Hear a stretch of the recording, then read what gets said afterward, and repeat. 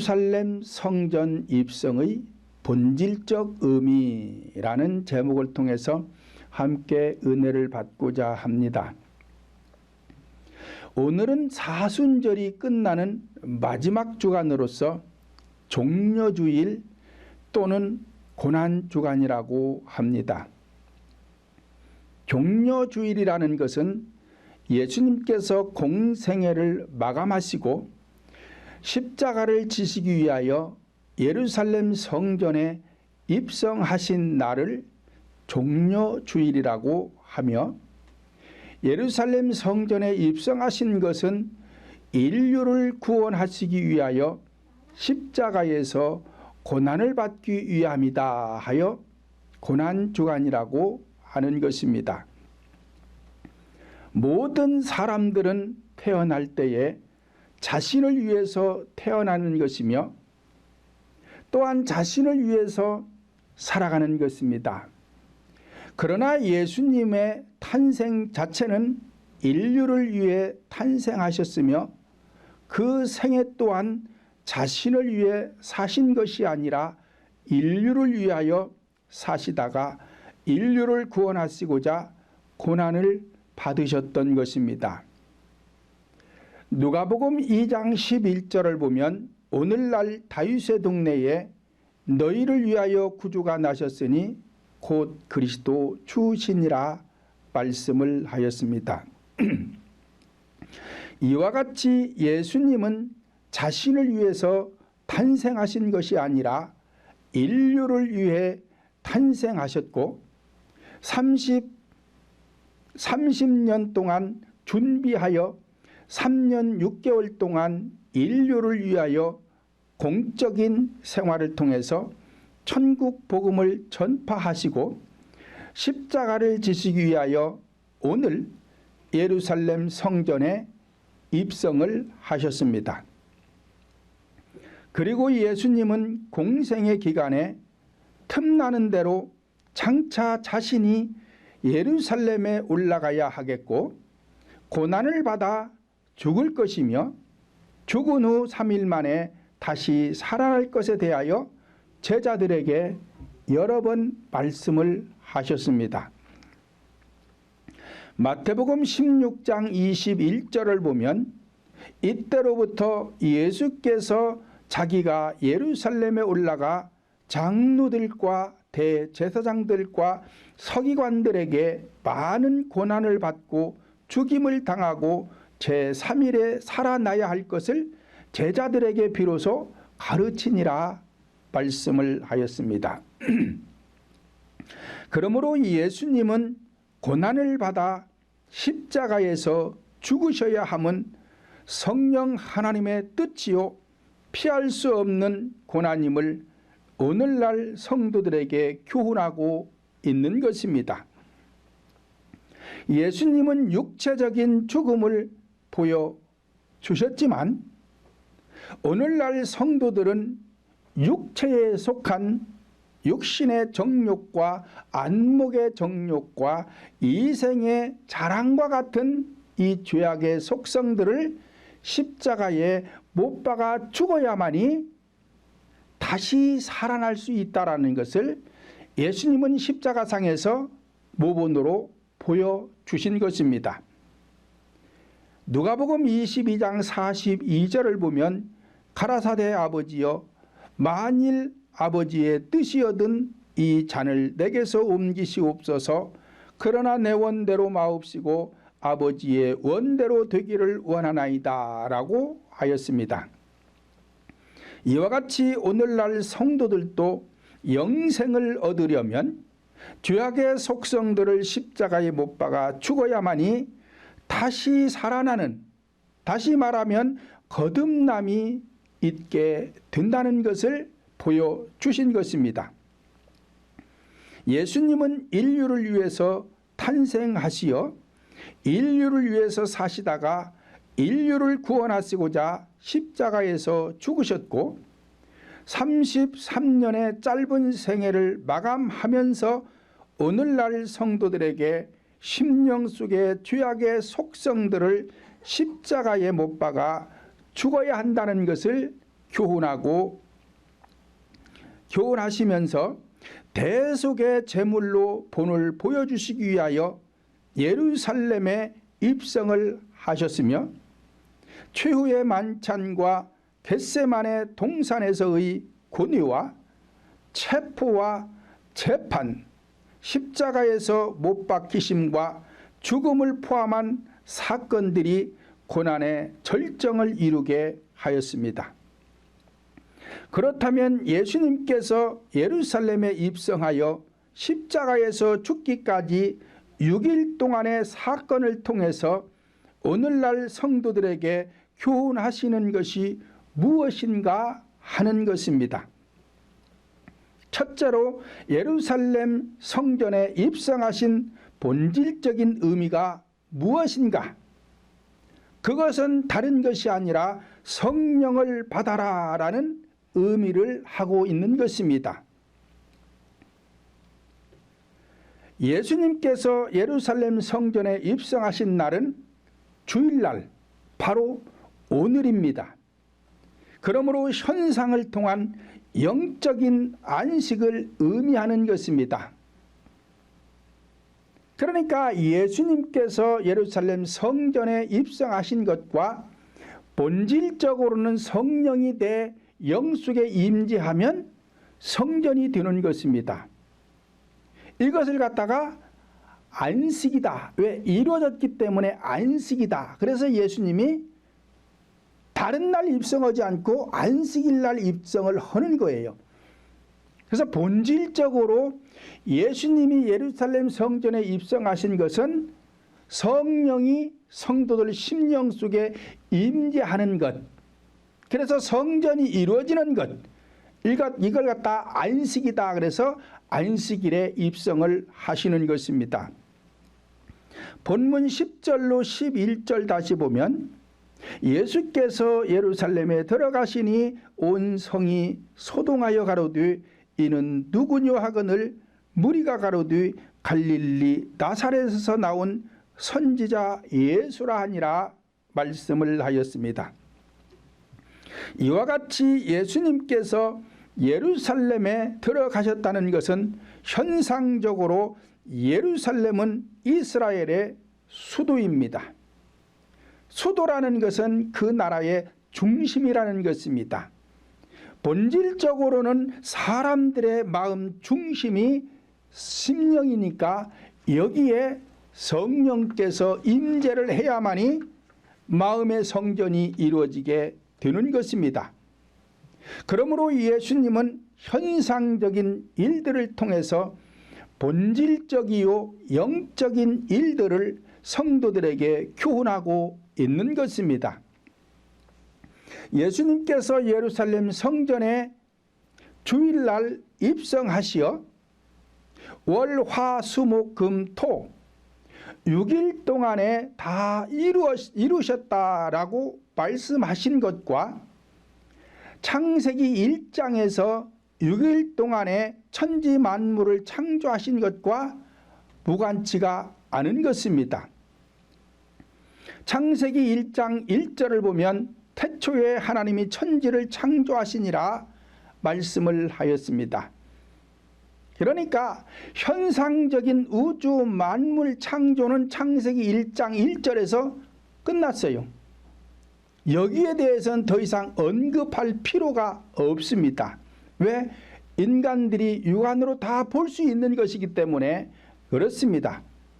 그런데 창세기 1장 2절을 보면 땅이 혼돈하고 공허하며 흑암이 깊음 위에 있고 하나님의 신은 수면에 운행하시니라 말씀을 하였습니다. 자, 이와 같이 본질적인 하늘, 영적인 구원이 끝난 사람, 이 사람들의 심령 상태를 창세기 1장 2절에서 말씀하고 있는 것입니다. 그러니까 마음 땅이 혼돈하고 공허하고 흑암이 깊음 위에 있을 때에 하나님의 신 성령이 운행하시고 있다. 이것을 예수님께서 오늘 종려주일 예루살렘 성전에 입성하신 것을 본질적으로 교훈해주고 있는 것입니다. 그러니까 창세기 1장에서 창조하는 창조 사건은 현상적 창조를 기록한 것이고, 예수님께서 종려주일 예루살렘 성전에 입성해서 토요일 날까지 고난 속에서 자신을 죽이는 것은 본질적인 창조, 심령 창조를 예수님이 모본으로 보여주시고 있는 것입니다.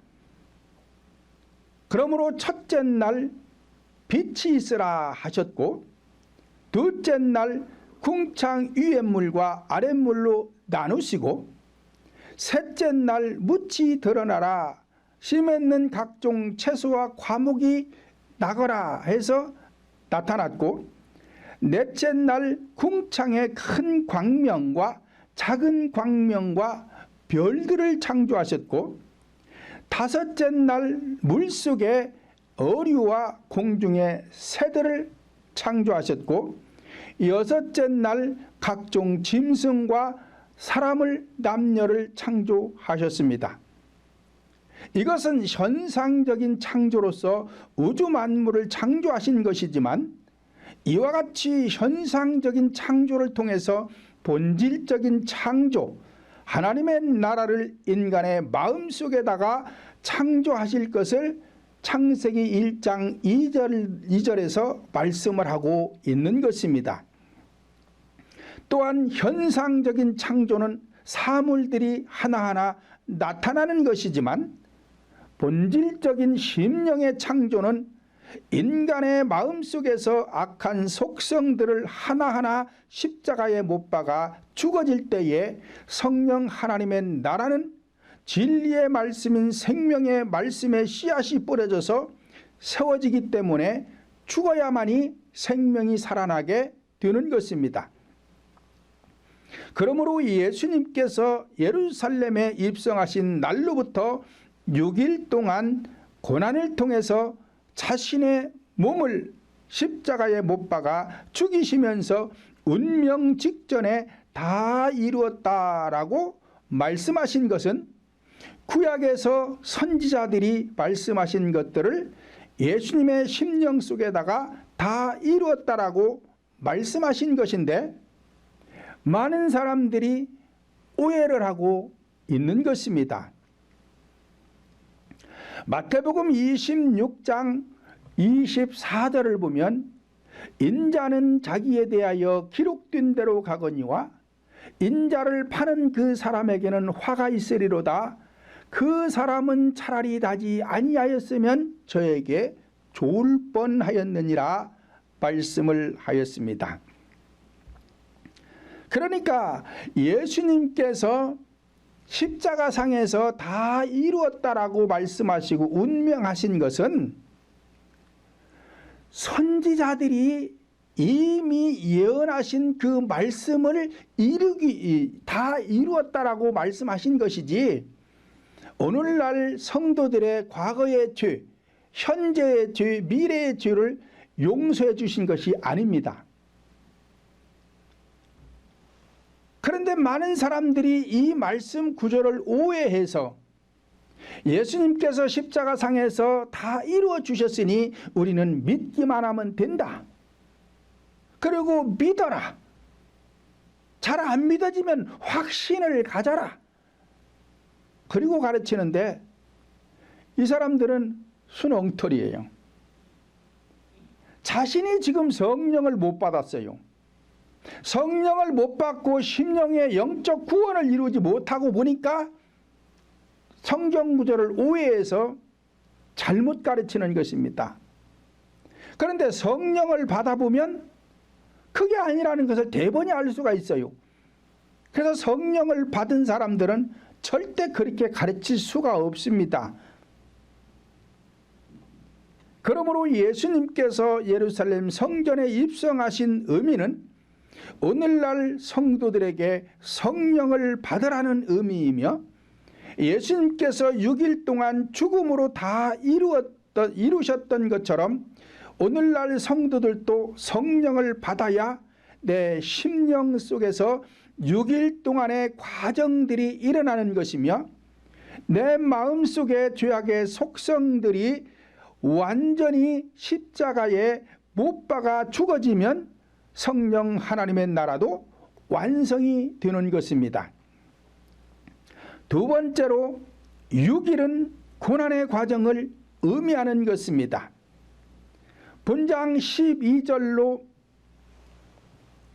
13절을 보면 예수께서 성전에 들어가사 성전 안에서 매매하는 모든 자들을 내어 쫓으시며 돈 바꾸는 자들의 상과 비둘기 파는 자들의 의자를 둘러 엎으시고 저희에게 이르시되 기록된 바 내 집은 기도하는 집이라 일컬음을 받으리라 하였거늘 너희는 강도의 구례를 만들었도다 하시니라 말씀을 하였습니다. 예수님께서 성전 안에 들어와 보니까 물건들을 팔고 사는 장사치들로 가득 차 있었습니다. 교회는 현상적인 건물이든 본질적인 심령이든 기도하는 곳이 되어야 하는데 기도는 하지 않고 물건을 매매하는 강도의 구렬이 되었다는 것입니다. 현상적인 예루살렘 성전의 모습이 이러했듯이 본질적인 인간의 심령 상태도 똑같은 것입니다. 그러므로 예수님께서 예루살렘 성전 안에서 장사하는 모든 사람들과 짐승들을 쫓아내셨듯이 성령을 받은 성도들 역시 심령 속에 짐승과 같은 죄악의 속성들을 모조리 쫓아내야 하는 것입니다. 그런데 성도들 각자 심령 속에 악한 죄악의 속성들을 쫓아내는 과정이 쉬운 것이 아니라 힘쓰고 애써야 하기 때문에 고난의 과정이라는 것입니다. 이스라엘 백성들이 가나안 땅에 들어간 것은 오늘날 본질적으로 성령님께서 내 심령 속에 임재하신 사건과 같은 것입니다. 그러므로 영적인 싸움은 이때부터 시작이 되는 것입니다. 그래서 이스라엘 백성들이 가나안 땅에 들어가서 여리고성을 무너뜨리고 아이성을 무너뜨리고 7 족속을 몰아내고 나서 이스라엘 백성들이 태평했던 것처럼 마찬가지로 창세기 1장 2절의 상태에서 땅이 혼돈하고 공허하고 흑암이 깊음 위에 있을 때에 하나님의 신 성령이 운행하기 시작했다. 이때부터 창조를 시작한 것이고 이스라엘 백성들이 가나안 땅에 들어가서 가나안 땅을 정복하기 시작한 것이고 예수님이 오늘 예루살렘 성전에 입성해서 일주일 6일의 과정 속에서 자신 안에 있는 죄악의 속성들을 십자가에 못 박아 죽이면서 다 이루어가는 모습을 지금 교훈하고 있는 것입니다. 이스라엘 백성들이 가나안 땅에 들어갔기 때문에 7 족속을 몰아내고 땅을 차지하여 이스라엘 나라를 세웠고 전쟁이 없어 나라가 태평하여 백성들이 평안의 삶을 누렸던 것처럼 오늘날에도 성령 하나님께서 내 심령 속에 임재하셔야만이 내 심령은 본질적인 가나안이 되는 것이며 내 심령 속에 들어와 이미 뿌리를 내리고 살아왔던 이 악의 속성들 즉 7 족속들을 몰아낼 수가 있는 것입니다. 다시 말씀드리면 성령을 영접한 영은 창세전에 택함을 받은 자가 되는 것이요 택함을 받은 것은 본질적으로 창세전이 되기 때문에 이제부터 본질적인 마음 땅에 천국을 창조할 수가 있는 것입니다. 에베소서 1장 4절로 5절을 보면 창세전에 그리스도 안에서 우리를 택하사 우리로 사랑 안에서 그 앞에 거룩하고 흠이 없게 하시려고 그 기쁘신 뜻대로 우리를 예정하사 예수 그리스도로 말미암아 자기 아들들이 되게 하셨으니라고 하였습니다. 그러니까 어떤 분들은 이 창세전을 갖다가 하나님께서 우주 만물을 창조하시기도 전에 우리들을 택하시고 예정해서 구원의 길로 인도했다라고 말하는 사람들이 있어요. 하나님께서 우주 만물을 창조하시기도 전에 어떻게 사람을 예정하고 택할 수가 있어요? 그런 뜻이 아니고 현상적인 택함을 말하는 게 아니라 본질적인 택함을 말하는 것입니다. 그러니까 에베소서 1장 4절로 5절에서 정확하게 기록을 해놨어요. 이 창세전이 어떤 것인지를 딱 기록을 해놨다 이 말이에요. 그러니까 창세전이라는 것은 예수 그리스도로 말미암아 성령으로 말미암아 자기 아들들이 되게 하셨으니, 그래서 하나님의 아들이 된 것이 곧 창세전이다. 자, 이것을 택한 것이다. 왜 택했느냐? 왜? 뭐 때문에 택했느냐? 그 앞에 거룩하고 흠이 없게 하시려고. 그러니까 영적인 구원을 받아 하나님의 자녀가 되면 이것을 창세전에 택했다라고 하는 것이고, 창세전에 택했다는 것은 이제부터 마음 땅을 개간해서 7 족속을 몰아내고 이제는 흠이 있던 죄악의 속성들을 제거해서 거룩하게 만들어서 하나님 앞에 흠이 없는 자로 세우기 위해서 택했다는 거예요. 그러니까 우리 인간을 갖다가 하나님께서 우주 만물을 창조하시기도 이전에 이미 택함 받았고 예정되었고, 그렇게 말하는 사람들은 지금 성경을 잘 몰라도 한참 모르고 있는 것이고, 그 사람들은 지금 현상으로 성경을 보고 있기 때문에 껍질만 쥐고 있는 거예요. 아무것도 모르고 있는 거예요. 그래서 성경은 현상이에요. 성경은 현상. 왜? 눈으로 볼 수 있으니까 현상인 것이고, 이것을 통해서 본질을 교훈하는 것인데 본질을 볼 줄 모르는 것입니다. 제가 가끔 말씀드리지만 모든 것은 현상 속에 본질이 있다 그랬어요. 그런데 본질이 빠지면 다 죽은 거예요. 그래서 현상은 본질 때문에 있는 것이지 본질이 없으면 다 죽은 것이에요. 마이크라는 것도 보이는 건 마이크예요. 그럼 이 마이크의 본질이 뭐예요? 소리를 전달하는 거예요. 근데 이걸 수천만 원 들여서 마이크를 샀다고 해도 이게 소리 전달이 안 돼요. 왜? 어디가 망가졌어. 고쳐도 안 돼. 그럼 뭐 어디다 써요? 버려야 되지요. 버려야 되지요. 선풍기라는 것도 보이는 건 선풍기 현상이에요. 선풍기의 본질은 뭐예요? 바람을 내는 거예요. 근데 이 선풍기가 바람을 내지 못해. 돌기는 도는데 현찮아. 제대로 바람을 내지 못해요. 그래가지고는 비실비실 돌아가. 그러면 이것도 고쳐도 안 되니까 버리는 것입니다. 시계라는 것도, 시계라는 것은 현상이에요. 본질은 뭐요? 시간을 알려야 돼. 근데 시계는 많아. 근데 시간이 맞지를 않아요.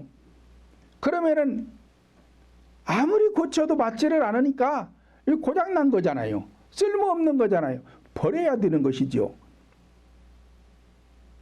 마찬가지로 성경이라는 것은 마이크와 같은 것이고 선풍기와 같은 것이고 시계와 같은 거예요. 그럼 이 성경을 통해서 본질을 찾아내야 돼. 본질을. 이 속에 본질이 감춰져 있는데 본질을 찾아내지를 못해. 그러면은 고장난 거예요. 누가 고장난 거예요? 성경이 고장난 게 아니라 사람이 고장나 있는 거예요. 하나님의 말씀을 전파하는 사람이 지금 고장나 있어. 이 사람이 지금 잘못되어 있어. 그래가지고 마이크에 소리를 전달하지 못하고 선풍기에 바람을 내지 못하고 시계에 시간을 알리지 못해요. 그러면 하나님께서는 이미 버렸어요. 버려졌는데도 여기 서서 말씀 전한다고 그러고 있는 거예요 지금. 그래서 제가 여러분들에게 계속 말씀하는 것은 자신을 볼 줄 알아야 된다.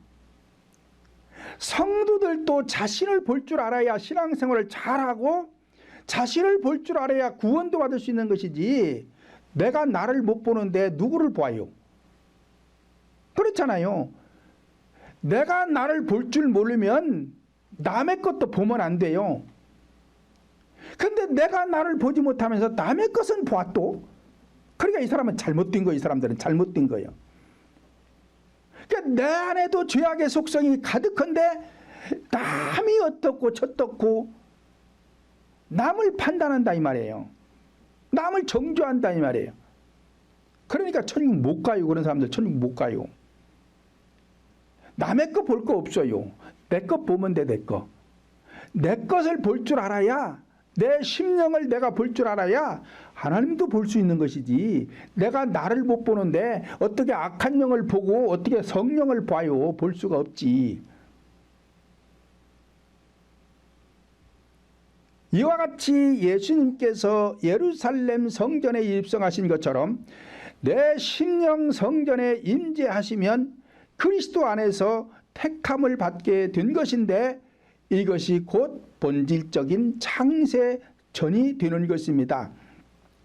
그러므로 택함을 받은 자 안에서 성도의 심령을 그 앞에, 즉 성령 하나님 앞에 거룩하고 흠이 없게 하려면 고난을 받아야 하기 때문에 예수님께서 친히 십자가에서 고난당하시는 것을 오늘날 성도들에게 모본으로 보여주신 것입니다.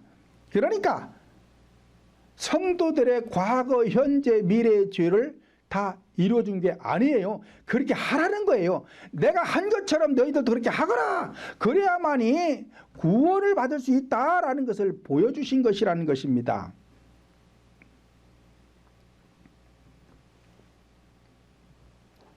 이것이 하나님의 뜻이었던 것처럼 오늘날 성도들에게도 성령 하나님의 뜻은 악행들을 십자가에 못 박아 죽는 것이 하나님의 뜻인 것입니다. 그러므로 오늘날 성도들이 고난을 받는 것은 성령 하나님의 뜻이요, 고난을 받으면 받는 만큼 복이 임하게 되는데, 이 고난은 현상적인 고난이 아니라 본질적인 고난을 받았을 때에 복이 오는 것입니다. 시편 119장 71절을 보면 고난당하는 것이 내게 유익이라 이로 인하여 내가 주의 율례를 배우게 되었나이다 라고 하였습니다. 여기 앉아있는 여러분들 대부분이 우리 동풍교회 오기 전에 수십 년씩 신앙생활을 했어요. 그런데 여러분들에게 여러 가지 각자에게 문제들이 있었어요. 그래서 이 문제를 해결해 보려고 신앙생활을 남들보다 더 열심히 했어요. 더 잘해 보려고 교회 와서 봉사도 많이 했어요. 그런데 문제는 해결되질 않아. 될 기미도 없어. 그래서 여기저기 찾아다니면서 기도도 많이 받아보고 이것도 해보고 저것도 해보고 해볼 거 다 해봤는데도 안 돼. 그러다가 어찌어찌 해가지고 우리 동풍교회를 찾아오셨어요. 그래가지고는 문제 해결을 받았어요. 우리 동풍교회 오기 이전에 여러분들이 받았던 고난은 현상적 고난입니다. 이것은 마귀들이 주는 고난이에요. 그래서 그래서 이 고난 속에서는 유익이 오지를 않아. 그래서 여러분들이 수십 년, 20년, 30년씩 신앙생활을 했음에도, 그러면서 고난을 받았음에도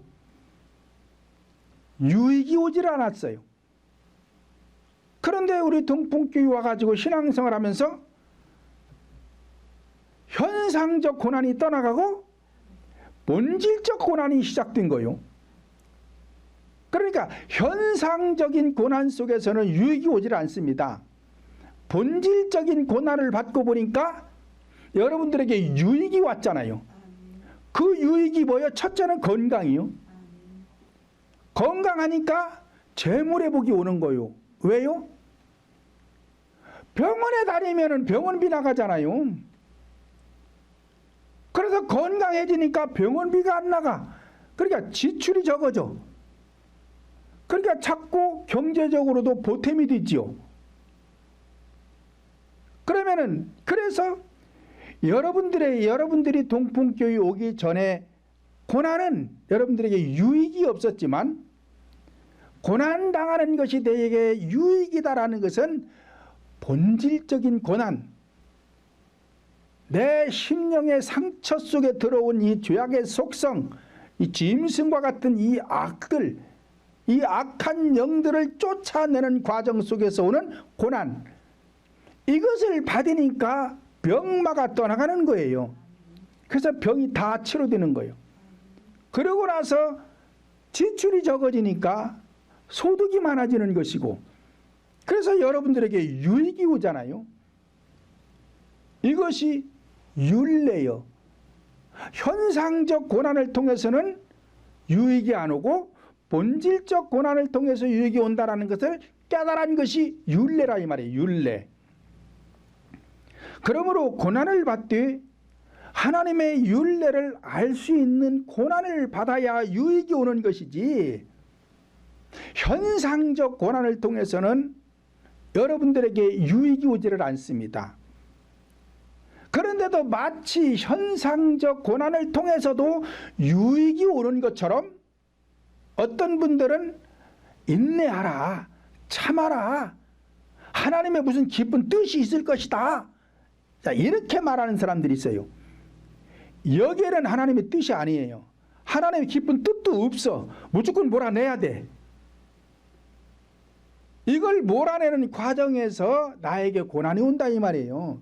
이 고난을 통해서 악령이 떠나가니까 나에게 유익이 오는 것입니다. 그래서 본질적인 고난이라는 것은 내 심령 속에 들어온 이 죄악의 속성, 이 악의 영들, 병마들을 몰아내는 과정에서 고난이 오는데, 이 고난을 이기면 이기는 만큼, 많으면 많은 만큼 나에게 유익이 오는 것입니다. 갈라디아서 2장 20절을 보면 내가 그리스도와 함께 십자가에 못 박혔나니 그런즉 이제는 내가 산 것이 아니요 오직 내 안에 그리스도께서 산 것이다 라고 하였습니다. 육신의 속성들이 죽어야 내 마음 땅에서 그리스도의 말씀이 살아나게 되는 것입니다. 그러므로 혼자 죽는 자살신앙이 되면 복을 받지 못하는 것이고, 그리스도와 함께 십자가에 못 박혀서 죽는다는 것은 타살적인 신앙이 되어야 복을 받을 수가 있는데, 이 타살적인 신앙을 가르치는 사람들이 많지가 않아요. 그리고는 자살적인 신앙생활을 가르치는데, 자살적인 신앙생활에서는 앞에서 말한 대로 현상적 고난이 옵니다. 타살적인 신앙생활에서는 본질적인 고난이 오는 거예요. 그래서 여기에는 복이 오는 거예요. 자살적인 신앙이라는 것은 내 안에 있는 나쁜 습관, 죄악의 속성을 가만두고 내가 참는 거예요. 쉽게 예를 들면 혈기가 나요. 혈기가. 그런데 성도들 앞에서 혈기 부릴 수 없으니 내가 혈기를 참는 것입니다. 이것은 자살행위예요. 자살행위. 여기에는 복이 안 와요. 하나님은 복을 주시지 않습니다. 타살이라는 것은 내가 이 혈기의 죄를 빼내기 위해서 하나님 앞에 회개하는 것입니다. 목숨 걸고 회개하는 거예요. 영으로 영을 열고 마음의 문을 열어서 영으로 마음으로 회개 기도해서 본심이 들어가면 내 안에 있는 이 혈기라는 놈을 잡아다가 성령께서 십자가에 못 박아 죽여주시는 거예요. 자, 이걸 타살이라고 하는 거예요. 타살. 그래서 이 타살적 신앙생활을 가르쳐주고 성도들이 타살적인 신앙생활을 하도록 해야 복이 오는 것입니다. 베드로전서 4장 15절 보면 너희 중에 누구든지 살인이나 도적질이나 악행이나 남의 일을 간섭하는 일로 고난을 받지 말려니와 라고 하였습니다. 자, 현상적으로도 살인을 하고 도적질을 하고 강도짓을 하고 악행을 하게 되면은 감옥에 가는 거예요. 그래서 고난을 받는 거예요. 이와 같이 성도들은 마음의 죄를 지으면 고난받게 되는 것입니다. 현상적 고난이 오는 거예요. 내가 짜증을 자주 내요. 혈기를 자주 부려요. 미워해요. 자꾸 시기질투를 해요. 교만해가지고 남을 무시해요. 자, 이런 것들이 다 죄예요. 살인하고 도적질하고 악행을 하고 남의 일을 간섭하고 이런 것은 다 잘못인 줄 알아요. 그런데 교회 안에서 성도들이 혈기를 부리고 짜증을 내고 교만하고 미워하고 시기질투하고 자, 이런 것은 죄의식이 없어요. 살인을 하고 도적질을 하고 강도짓을 해서 감옥에 가서 고난당하는 것처럼 성도들이 본질적으로 혈기를 부리고 남을 미워하고 교만해가지고 남을 무시하고 짜증이나 내고 시기질투나 하고 자, 이렇게 되면은 이게 악행 중에 악행이라 이 말이에요. 그래서 내 심령이 감옥에 갇히는 거예요. 악한 영으로부터 포로가 된다 이 말이에요. 그러면은 되는 일이 없습니다. 그러니까 이런 고난은 받지 말라는 거예요. 이런 고난은 받지 말고 이미 들어와 있는 심령 속에 들어와 있는 죄악의 속성들을 몰아내기 위해서 성령을 받으라는 거예요. 그래서 성령이 받는 것이 오늘 예루살렘 성전에 입성하신 거예요. 그래서 이 6일 동안의 과정을 통해서 이제 예수님 자신 안에 있는 죄악의 속성을 몰아내는 것입니다. 그것을 현상적으로 보여주고 있는 거예요. 오늘날 우리들도 그렇게 하라는 것입니다. 시편 107장 17절을 보면 미련한 자는 저희 범과와 죄악의 연고로 고난을 당하며 미련한 자다라고 하였습니다. 다시 말씀드리면 내가 악행을 했기 때문에 고난을 받으면 미련한 자요. 악행을 버리기 위해서 고난을 받는 자는 지혜로운 자라는 거예요. 그러니까 이 고난 자체가 틀려요. 성경에는 고난이라고 했는데 사실 악한 영들이 주는 건 고난이고 하나님이 주는 것은 연단이라고 해야 맞는 거예요. 그런데 내가 잘못을 하면은 현상적으로도 내가 고난을 받아 감옥에 가서 고난을 받는 것처럼 본질적인 죄를 지어도 내 영혼이 악한 영들에게 포로가 되어서 감옥에 갇히니까 내 영혼이 자유를 누리지 못하니까 불행한 거예요.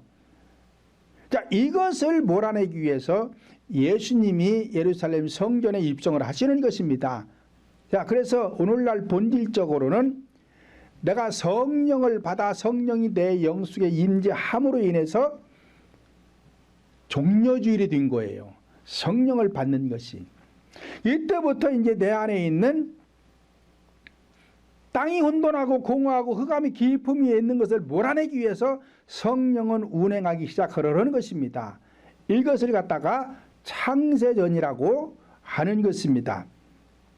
그러므로 성경에서 고난당하는 것이 유익이라는 말씀은 내 심령 속의 죄악의 속성들을 제거하는 데 있어서 당하는 연단, 이 연단은 많이 받으면 받는 만큼 마음의 지경이 넓혀지기 때문에 성령 하나님의 나라가 확장되는 것이요, 번성하는 것이요, 강하고 담대한 믿음의 성도가 되기 때문에 복을 받게 되므로 유익한 성도요, 복 있는 성도가 되는 것입니다. 그런데 어떤 분들은 현상적인 고난을 통해서도 유익이 오는 것처럼 말하는 분들이 있는데 전혀 그렇지 않는 것이며, 현상적인 고난은 마귀가 주는 고난이기 때문에 받으면 받는 만큼 인생은 불행해지는 것이고, 자녀들의 인생의 앞길도 막히고 사업의 길도 막히고 진로의 길도 막히고 다 막히는 것입니다. 예를 들어 경제적인 이유로 생활에 고난이 왔다면 내게 무엇이 유익이 되겠습니까? 부부간의 갈등으로 인해서 가정에 고난이 왔다면 내게 무슨 유익이 되겠습니까? 원치 않는 사고로 인해서 고난이 왔다면 내게 무슨 유익이 있겠습니까? 가족들 중에 누가 암과 같은 불치병, 난치병이 왔다면 이 고난을 통해서 무슨 유익이 오겠습니까? 그러니까 이런 고난은 왜 오느냐? 베드로전서 4장 15절에서 너희 중에 누구든지 살인이나 도적질이나 악행이나 남의 일을 간섭하는 일로 고난을 받지 말라 그랬어요. 그러니까 죄악을 통해서 오는 고난은 유익이 오지를 않아요. 성도들에게 절대 유익이 오질 않습니다. 그래서 내 안에 들어온 이 죄악의 속성들을 몰아내는 데 있어서 고난을 받아야 나에게 유익이 오는 거예요. 그래서 이 현상적 고난과 본질적 고난을 알아야 되는데, 고난은 다 똑같은 걸로 생각을 한다 이 말이에요. 그렇지 않아요. 현상적 고난은 마귀가 주는 것이기 때문에 가면 갈수록 무거운 짐이 드는 것이고, 그래서 더 인생이 불행하고 꼬이게 되는 것이고, 본질적 고난은 많이 받으면 많이 받는 만큼 나에게 큰 유익이 오는 것입니다. 그래서 성경에서 말씀하는 고난의 유익이라는 것은 각자 심령 속에 들어온 이 죄악의 속성, 이 악의 영들을 몰아내는 과정 속에서 고난받는 것이 유익이 온다는 것이지, 여러분들 우리 동풍교회 오기 전에 수십 년씩 고난을 받아봤잖아요. 근데 그 고난 속에서는 유익이 오질 않았다니까요. 세월이 가면 갈수록 더 꼬이고 더 힘들고, 그래서 여러분들 대부분들이 죽으려고 했잖아요. 약 먹고 죽어보려고 약도 먹어보고, 높은데 옥상에 올라가서 떨어져 죽으려고도 해봤고, 목도 매달아봤고, 바다 가서 빠져 죽으려고 배 타고 가다가도 배도 타봤고, 근데 죽지 않고 살았어요. 그래도 계속 이 악의 영들은 고난만 더 가중되게 하는 것입니다.